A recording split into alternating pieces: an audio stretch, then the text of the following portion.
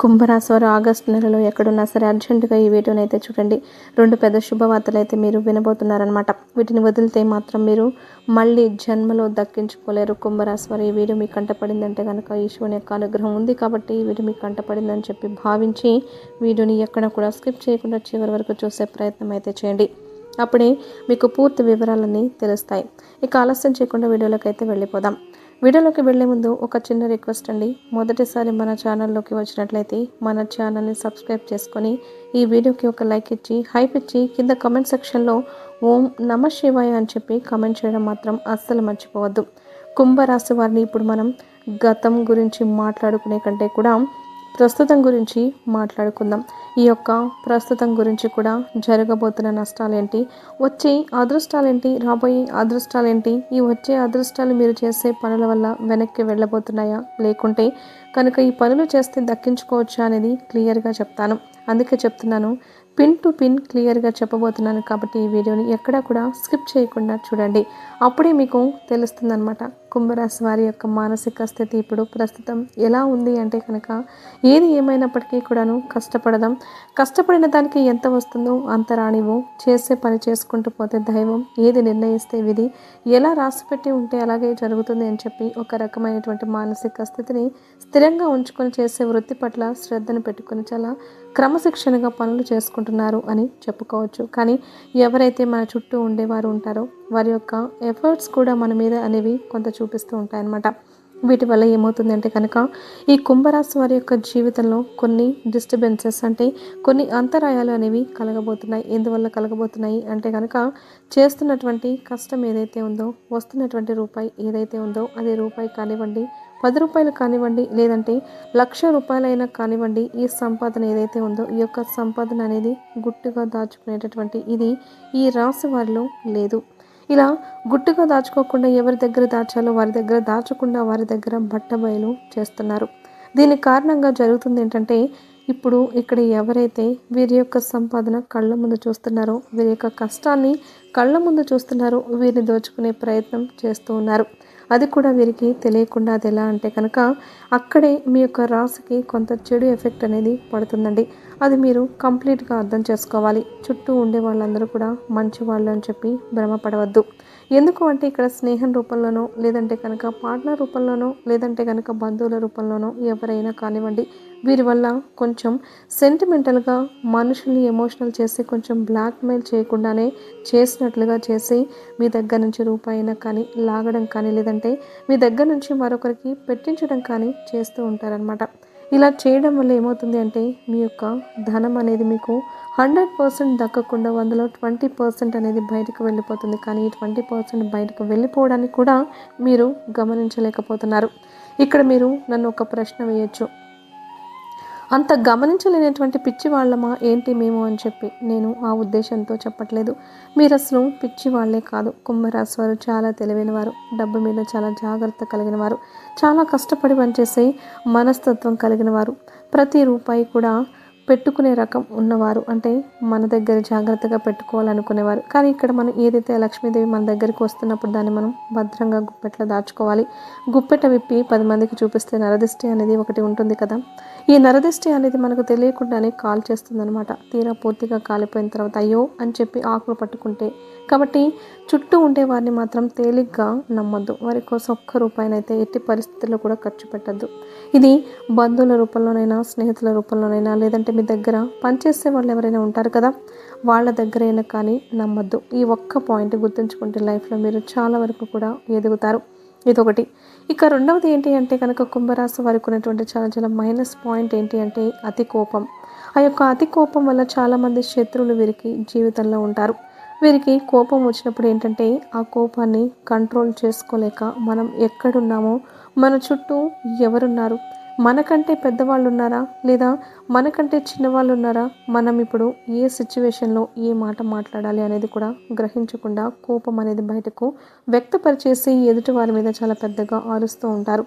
ఈ విధంగా అరవడం వల్ల ఆ కాసేపు మీ యొక్క కోపం అనేది బయట పెట్టుకొని చూపించేస్తారు. కానీ ఈ యొక్క కోపం వల్ల చాలా వరకు కూడా మీరు లైఫ్లో మీ అనుకున్న వాళ్ళు ఎవరైతే ఉన్నారో వారు కూడా మీకు దూరం అయ్యే అవకాశాలు అయితే ఉంటాయన్నమాట. అలాగే ముఖ్యంగా వీరితో ఎంతవరకు కూడా మనం మంచిగా ఉండకూడదు, వీరిని ఎలాగైనా కానీ సాధించాలి, వీరికి మనశ్శాంతి లేకుండా చేయాలి, ఎందుకంటే వీరు నన్ను ఆ సమయంలో అలా అన్నారు కాబట్టి అని చెప్పి మీ మీద శత్రుత్వాన్ని పెంచుకునే వాళ్ళు కూడా ఉంటారు. అలా మేము శత్రువులం, మేము మీ మీద కక్ష సాధించబోతున్నాం, ఏదేమైనా మేమేంటో మీకు చూపిస్తాము అని ఎవ్వరు కూడా మనకి చెప్పరనమాట. మొహాన బోర్డు వేసుకొని తిరిగారు, కానీ మనకి తిరిగి కోలుకోలేని దెబ్బ కొడతారనమాట. కాబట్టి ఎవరి మీద కూడా అంత కోపాన్ని తెచ్చుకోకండి. కోపమే తనకి శత్రువు అన్న పాయింట్ ఒకటి గుర్తు చేసుకోండి. కోపం వచ్చినప్పుడు కంట్రోల్ అవ్వడానికి ఓం నమ శివాయ అనే మంత్రాన్ని పాటిస్తూ ఉండండి. ఇక ముఖ్యంగా కుంభరాశి వారు చిన్నతనం నుంచి కూడా ఎన్నో కష్టాలు, సమస్యలు, బాధలు, చుట్టూ ఉండే పరిస్థితులు ఏవి కూడా వీరికి అనుకూలించలేదు. నా అనుకున్న వారి వీరిని స్వార్థం కోసం వాడుకొని వీరిని అనేక రకాలుగా కష్టాలకు గురి చేసి, ఎన్నో రకాలైన మానసికమైన వేదనలకు గురి చేసి, వీళ్ళని ఒక ఎమోషనల్గా టార్చర్ చేసి వీరి యొక్క కష్టాన్ని డబ్బు రూపంలో వాడుకున్న వారే వీరికి ఎక్కువగా ఉంటారనమాట. దీని కారణంగా ఏం జరుగుతుంది అంటే కనుక ప్రేమకు వీరు దూరం అవుతారు. ఇటు తల్లిదండ్రుల ప్రేమ అంతగా దొరకదు, తోబుట్టువుల ప్రేమ అంతకంటా దొరకదు. ఎప్పటికీ కూడా ఇక బయట స్నేహితులతోటి ఎక్కువగా అటాచ్మెంట్ ఉండడం, స్నేహితులతోటి ఎక్కువగా పరిచయాలు పెంచుకోవడం, మంచైనా చెడైనా కానీ ఎక్కువగా చెడు ఆకర్షిస్తుంది అంటారు కదా, అలా చెడు ఆకర్షించి కొంతమంది లైఫ్లో వారు స్పాయిల్ చేసుకున్న వారు కూడా కుంభరాశి వారిలో ఉన్నారు. ఎందుకు ఈ మాట చెప్తున్నానంటే కనుక ఏది ఏమైనా కూడా మనం ఎప్పుడు కూడా ప్లస్ పాయింట్లు చెప్పుకోకూడదండి, అప్పుడప్పుడు మైనస్ పాయింట్లు కూడా చెప్పుకోవాలి. ఎవరైనా కానీ బయట వాళ్ళు మనల్ని పొగుడుతారు, మనల్ని తిట్టరు అంటే కనుక అది మన వాళ్ళైతేనే మనల్ని తిడతారు, ఒక మాట అనగలుగుతారు. ఎందుకంటే చిన్నతనం నుంచి కూడా మన అమ్మ నాన్న మనల్ని తిట్టి కొట్టే పెంచుతారు. ఎందుకంటే వీరు మంచి ఏంటో చెడేంటో తెలుసుకోవాలి, తప్పుడు దారి వైపు అడుగు పెట్టకూడదు అన్న ఉద్దేశంతో. అలాగే ఇప్పుడు ఈశ్వరుడు కూడా నా చేత పలికించారు అంటే కనుక దాని అర్థం మీరు మంచిని గ్రహించాలి అని ఇక్కడ మీరు తెలుసుకోవాల్సింది కూడా అంతే. చెడు అనేది చాలా త్వరగా ఆకర్షిస్తుందండి, మంచి చాలా ఆలస్యంగా అర్థమవుతుంది. ఈ యొక్క చెడు స్నేహాలు అనేవి ఏంటి అంటే కనుక చాలా త్వరగా అట్రాక్ట్ చేసుకొని మిమ్మల్ని కూడా చెడు మార్గంలో నడిపించే ప్రయత్నం అయితే చేస్తాయి. కాబట్టి మనసుకు ఇది తప్పు అని చెప్పి తెలిసినప్పుడు ఆ తప్పు మీరు చేయకుండా ఉంటేనే మంచిది అన్న విషయాన్ని కూడా తెలుసుకోండి. కష్టపడుతున్నారు, ఎన్నో కష్టాలు పడ్డారు, మన వాళ్ళెవరో పరాయి వాళ్ళెవరో కూడా తెలుసుకున్నారు. మనకి ఎవరి వల్ల మోసం జరిగింది, మనం ఎదుగుతున్నాము అంటే కనుక ఎవరు మనల్ని చూసి ఏడుస్తున్నారు, ఇవన్నీ కూడా తెలుసుకున్నారు. మరి అటువంటప్పుడు ఇట్లా మన యొక్క కష్టాన్ని వృధా చేసుకోవడం దేనికి? ఏదైనా కానీ ఒక దుర్వ్యసనానికి అలవాటైనప్పుడు ఆ చెడు అలవాట్ల వల్ల తర్వాత మనం ఎంత మూల్యం అనేది చెల్లించాల్సి వస్తుందనేది కూడా మీరు ఒక్కసారి ఆలోచించుకోండి. ఇక కుటుంబ విషయానికి వస్తే కుంభరాశి వారి కుటుంబంలో చాలా స్ట్రిక్ట్గా ఉంటారు. అంటే ఏదేమైనా కూడా బయట వాళ్ళతో ఏ విధంగా అయితే ఉంటున్నారో కుటుంబంతో కూడా అదే విధంగా ఉంటారనమాట. అది ఎప్పుడు కూడా కరెక్ట్ అనిపించుకోదు. కుటుంబంతో ప్రేమగా ఉండాలి. మనకి మంచి జరిగినా చెడు జరిగినా మనతో పాటు మనకి తోడుగా ఉండేది మన కుటుంబమే. అటువంటి కుటుంబం అనేది మనకి ఎప్పుడూ కూడా ఒక వెన్నెముక లాంటిది. అటువంటప్పుడు బయట ఉండే కోపాలు, బయట ఉండే ఆవేశాలు, బయటపడిన బాధలు, ఉద్యోగాల్లో వ్యాపారాల్లో ఉండే స్ట్రెస్లు, ఎదుటి వారి మీద కోపాలన్నీ తెచ్చి కుటుంబం మీద రుద్దకూడదు.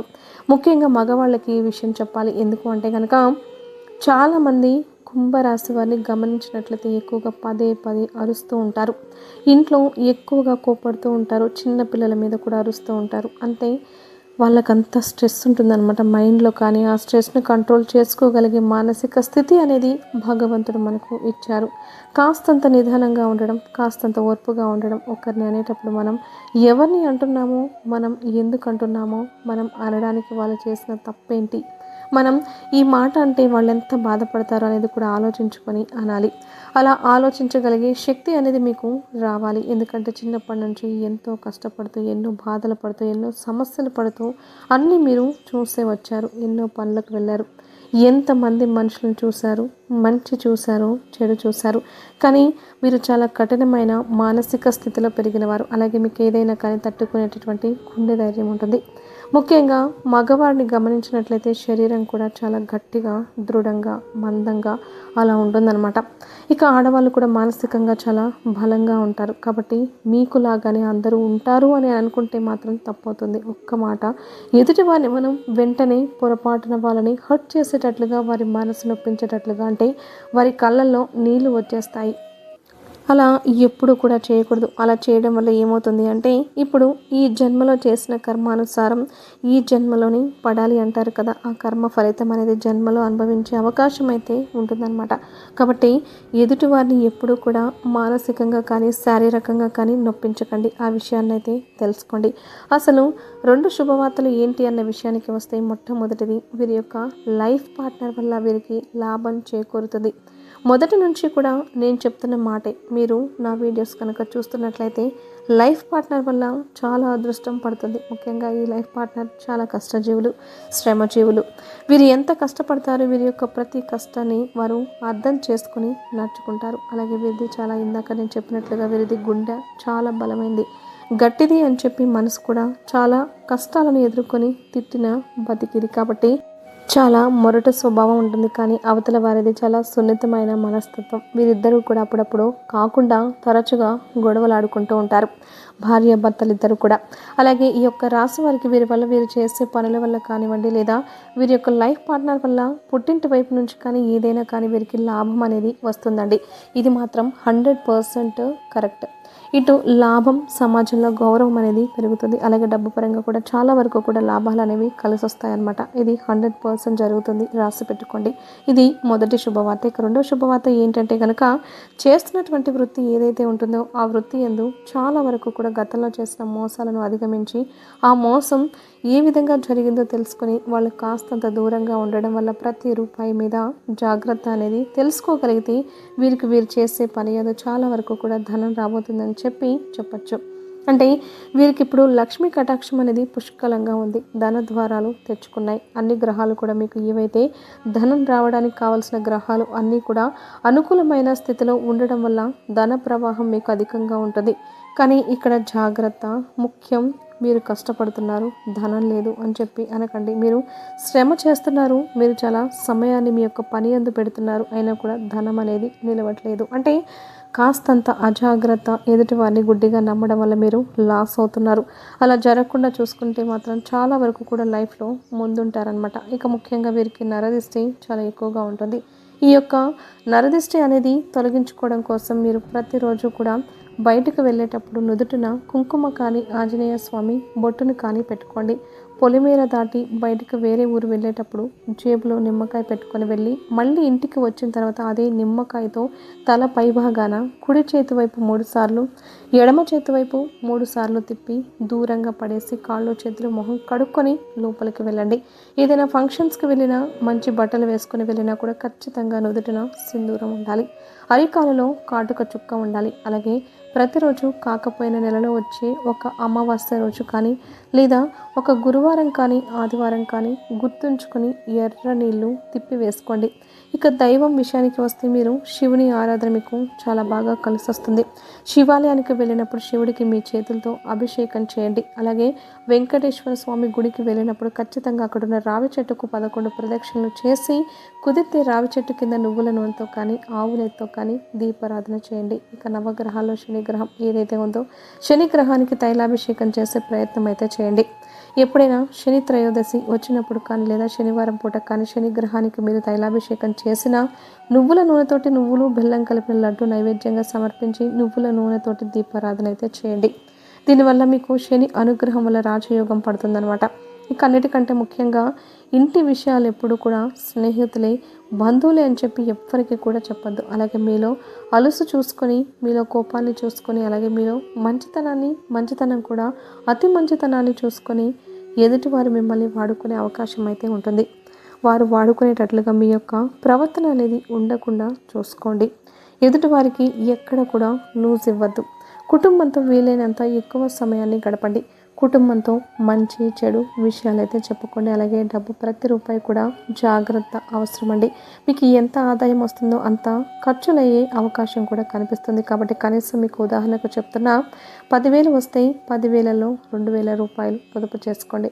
మిగతా 8,000 రూపాయలు మీరు ఏదైనా చేసుకోండి. మీరు ఈఎంఐ కట్టాలా, ఇంటి రెంట్లో కట్టుకుంటారా, లేదా ఇంకేదైనా అప్పులు, లేదంటే ఇంట్లో గడవడానికి ఒక ఇల్లు గడుపుకోవడానికి వాడుకుంటారా, ఏదైనా కానీ ఒక 2000 మాత్రం తీసి ప్రతి నెల పక్కన పెట్టేసుకోండి.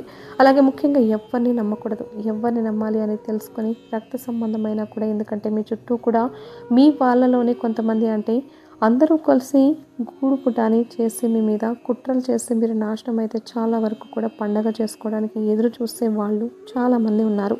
కాబట్టి అటువంటి వారికి దూరంగా ఉండే ప్రయత్నం అయితే చేయండి.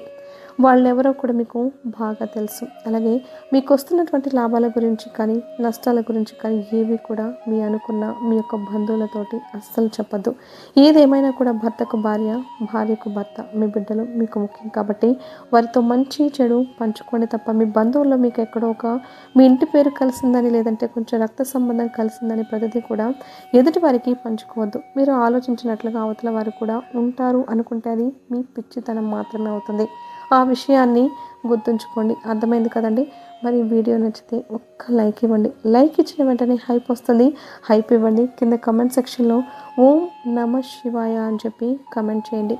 మొదటిసారి మన ఛానల్లోకి వచ్చినట్లయితే మన ఛానల్ని సబ్స్క్రైబ్ చేసుకుని మాకు ఖచ్చితంగా సపోర్ట్ చేయండి.